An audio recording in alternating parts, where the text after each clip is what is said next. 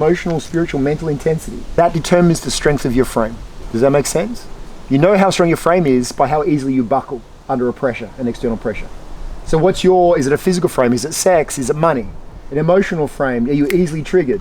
A spiritual frame, do you find yourself going into places of distortion and temptations? A mental frame, how easily distracted are you? That's how strong your frame is. How easily you can be taken off your path, your purpose, your truth, your alignment. And the last thing I want to say is around this is men are made. You can absolutely craft yourself in every way into whatever man you choose to become, and that's most important. It's more important than any accomplishment.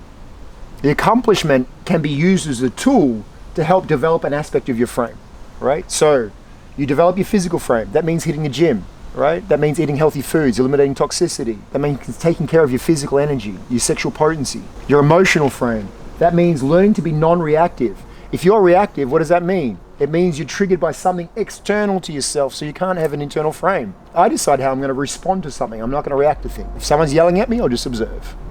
The stronger that I can do that, the stronger my frame. Okay, so when you're emotionally reactive, you're in a feminine reactivity, and not even a healthy feminine reactivity. It's a distorted feminine reactivity. So we do have feminine and masculine elements. The reason why I'm making such an emphasis, however, on the masculine is because that's what's most weak within us, in all of us. We don't have a crisis of men being too masculine. We have a crisis of men being too feminine. And most of us have fallen into a feminized frame of authority. Society treats us that we should follow the feminine oracle, that our feminine is the goddess. And I'm saying, absolutely, you can take advice, counsel from your woman, but you do not place her guidance above your truth, your authority, your knowing, your path. You listen to her, but you make the decisions in your life always. You take full responsibility for them that way. Because if you follow someone else's path as a man, you're a ship without a keel or a rudder. You're just following someone else's wind, right? So you must decide what's important to you in your life, what you stand for. And like I said, the most important aspect of this is choose who you wish to become, because everything follows your identity. So once you decide, I'm going to be an extraordinary man, physically, emotionally, spiritually, mentally, I'm going to become an amazing protector, provider, and leader. That's the three most important elements. Then service. Protection, providership, and leadership, and service. They're the pillars of masculinity, which means to be a protector, you have to be physically capable, and you must be connected to your killer, which is where I'm going to take you into the next realm. I gave you a taste. We're going to go way, way, way more into it in this next setting. The killer is literally our primal nature that will protect. When it's integrated with the lover, you become a man who will fiercely protect those that he loves. You'll have the balance of knowing when to pull out the blade or when to pull out the soft words. You'll have both, right? So you need to have the killer nature to protect. You need to provide, which means you need to stop sacrificing yourself, and you need to hold yourself in a high vibration of esteem.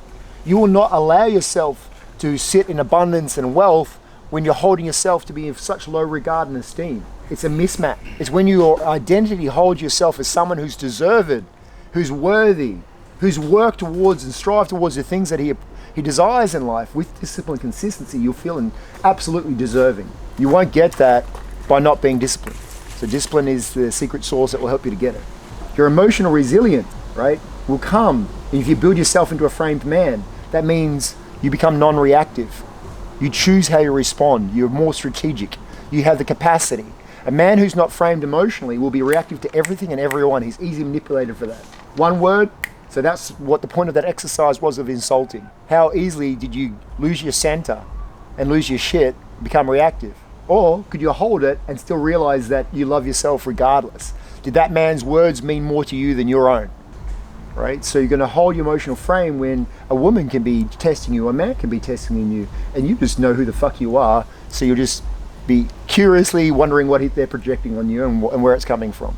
You won't need to react. You don't need to defend. It's not about you. The extent to which you hold it to be true, go look at it deeper. And your spiritual frame, that comes from your connection with divine, with God, with the mystery. And I encourage you that if you're not following a path of prayer, you're missing out on something very important. If you're not on a path to devotion to spirit in some way, then you're missing out on something very precious. Now, I'm not telling you how you should do that. You've got your own path and you follow the signs. But there is absolutely a divine intelligence, a divine providence to all that we're experiencing right now. And until you foster a relationship with that eternal divine providence, and you're missing out on something very, very precious that is guiding you continually, that is there absolutely on your side, that will never abandon, never leave you, that has been there with you all along, that is expressed through you. When you come into alignment beyond your mentality of what you think your purpose is into a divine purpose, that's when you know that you're in your divine person, because it'll in some way stretch you so far beyond what you considered possible. It'll bring up fear without question, because you realize you may have to give your life for it, maybe, and you'll be willing to, because maybe you're the one who's perfectly suited for that. For the last 2 years, been brought to that edge where there was moments when I didn't have enough money to feed myself, nor accommodation, nothing, and each time miracles happened. Each time I was provided for. That's how my faith in God got developed.